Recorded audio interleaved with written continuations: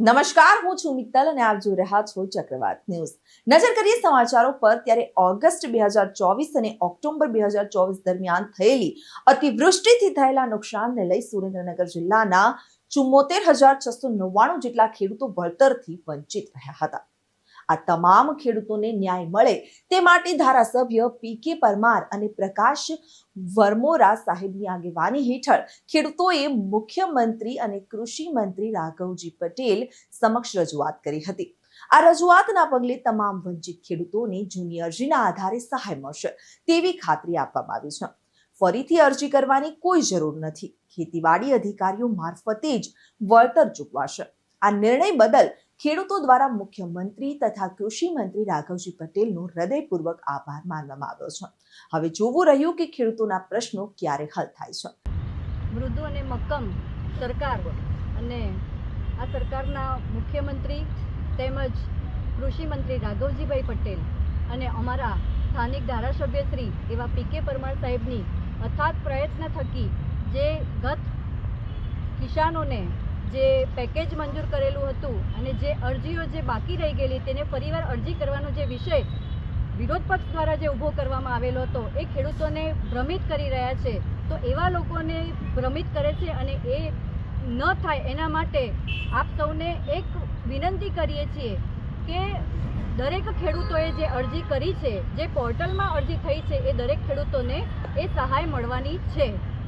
આજે ગાંધીનગર ખાતે મોટી સંખ્યામાં ખેડૂતો તેમજ વિસ્તારના ધારાસભ્ય શ્રી પી.કે. પરમાર સાહેબ ઉપસ્થિત રહી અને ઓગસ્ટ 2024નું જે ખેડૂતોને વળતર ચૂકવવાની જે વાત હતી તે સરકારશ્રીએ અને કૃષિ મંત્રી એવા રાઘવજીભાઈ પટેલે પેકેજ જાહેર કર્યું। પેકેજ જાહેર કરતાની સાથે જ વિરોધ પક્ષ એમને એવું કહ્યું કે આ પેકેજમાં ફરીથી અરજીઓ કરવાની વાત હતી કે આજે સમગ્ર ખેડૂત મોટી સંખ્યામાં ખેડૂતો અને ધારાસભ્યને તમામ પદાધિકારી અહીંયા ઉપસ્થિત રહી અને સરકારશ્રી દ્વારા જે લેવાયેલ નિર્ણય એને રજૂઆત કરતા આજે રાઘવજીભાઈ પટેલે ખાતરી આપી તેમજ ભૂપેન્દ્રભાઈ પટેલ આપણા મુખ્યમંત્રી એવાએ વાત આપણે કરી અને રજૂઆત સાંભળી અને તરત જ એમને કીધું કે જે અરજી 2024 ઓગસ્ટ મહિનામાં જે અરજી કરેલી છે તે અરજીને માન્ય રાખશું। નવેસરથી કોઈ પણ ખેડૂતે અરજી કરવાની થતી નથી। સાચા અર્થમાં કહીએ તો ખેડૂતોની સાથે ભારતીય જનતા પાર્ટીની સરકાર રહી છે અને કાયમ માટે રહે છે તેવી ખાતરી આપી। આજે સુરેન્દ્રનગર જિલ્લાના ખેડૂતોના હિતમાં ધારાસભ્ય શ્રી પી.કે. પરમાર અને જિલ્લાના બીજા સાથી ધારાસભ્યશ્રીના પ્રયત્નોથી ગુજરાતના મૃદુ અને મક્કમ મુખ્યમંત્રી આદરણીય શ્રી ભૂપેન્દ્રભાઈ પટેલ સાહેબ તથા કૃષિ મંત્રી રાઘવજીભાઈ પટેલે જે ખેડૂતોને 2024માં અતિવૃષ્ટિથી નુકસાન થયું એના માટે પેકેજ જાહેર કર્યું એ બદલ અમારા ધારાસભ્ય શ્રી પી.કે. પરમાર, મુખ્યમંત્રી શ્રી ભૂપેન્દ્રભાઈ પટેલ અને કૃષિ મંત્રી શ્રી રાઘવજીભાઈ પટેલ સાહેબનો સુરેન્દ્રનગર જિલ્લાના અને દસાડા લખતર વિધાનસભાના ખેડૂતો વતી ખૂબ ખૂબ આભાર, અભિનંદન। આજરોજ સુરેન્દ્રનગર જિલ્લાના ઓગસ્ટ 2024 અને ઓક્ટોબર 2024ના જે અતિવૃષ્ટિના સંદર્ભમાં ખેડૂતોના ઊભા પાકને જે નુકસાન થયું હતું, સરકારે ઓગસ્ટ 2024નું પેકેજ જાહેર કર્યું હતું અને ઓક્ટોબર 2024નું પણ પેકેજ જાહેર કર્યું છે। એમાં ખાસ કરી સુરેન્દ્રનગર જિલ્લાની 1,68,000 જેટલી અરજીઓ થઈ હતી। એમાં 93,000 જેટલી અરજીઓને અગાઉ વળતર ચૂકવવામાં આવ્યું હતું। 74 જેટલી અરજીઓ એ બાકી રહી ગઈ હતી।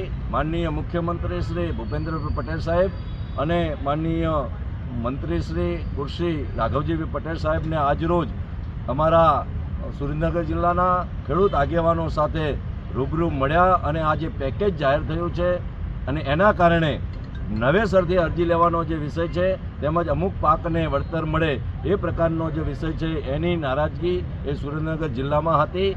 માનનીય મુખ્યમંત્રીશ્રી અને કૃષિ મંત્રીશ્રીએ ખાતરી આપી છે કે નવી કોઈ પ્રકારની અરજી લેવાની થતી નથી અને જે 74,966 અરજીઓ છે એ તમામ અરજીઓ એનું નિરાકરણ ખેતીવાડી અધિકારીના માધ્યમથી એ પૂર્ણ કરવામાં આવશે. ટેકનિકલ ખામીના કારણે જે કોઈને વળતર બાકી રહી ગયા છે એ તમામને વળતર આપવા માટેની ખાતરી આપી છે. ત્યારે ખાસ કરી અમારા સુરેન્દ્રનગર જિલ્લાના અંદર ખેડૂતોની અંદર ઉત્સાહનો માહોલ છે. આજે લગભગ 100 જેટલા ખેડૂતો એ માનનીય મુખ્યમંત્રીશ્રી અને રાઘવજીભાઈ પટેલ કૃષિ મંત્રીશ્રીને મળ્યા છે અને એમનો આભાર વ્યક્ત કર્યો છે. અને ત્યારે ખાસ કરી માનનીય મુખ્યમંત્રી શ્રી ભૂપેન્દ્રભાઈ પટેલ, નાણામંત્રી કનુભાઈ દેસાઈ અને કૃષિમંત્રી રાઘવજીભાઈ પટેલ સાહેબનો હું ખૂબ ખૂબ આભાર માનું છું. સંવેદનશીલ સરકારે જે નિર્ણય લીધો છે અને અમારા વંચિત ખેડૂતોને તમામને વળતર મળવાનું છે ત્યારે એમનો ખૂબ ખૂબ આભાર. રિપોર્ટર રાસુદાન ગઢવી સાથે ચક્રવાત ન્યૂઝ, સુરેન્દ્રનગર.